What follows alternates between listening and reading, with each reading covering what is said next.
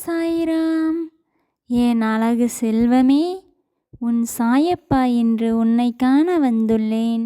சற்று நான் கூறுவதை கேட்டுவிட்டு செல். என் குழந்தையே, கடவுள் உனக்கு கஷ்டங்களை தரும்போது நீ வருந்தாதே. ஏனென்றால் அவர் உனக்கு கஷ்டங்களை தருவது உன்னை சோதிக்க அல்ல, உன்னை சுற்றி எத்தனை போலி உறவுகள் உள்ளன என்பதை காண்பிப்பதற்காகத்தான் உனக்கு கஷ்டங்களை தருகிறார். அதை நீ சற்று புரிந்து செயல்படு என் செல்வமே. இப்போது நடந்த நிகழ்வுகளிலெல்லாம் நீ ஒவ்வொரு பாடத்தை நிச்சயம் கற்றுக்கொண்டிருப்பாய். இப்போது புரிகிறது அல்லவா உன்னை சுற்றி எத்தனை நல்ல உறவுகள், எத்தனை போலி உறவுகள் இருக்கிறார்கள் என்பதை.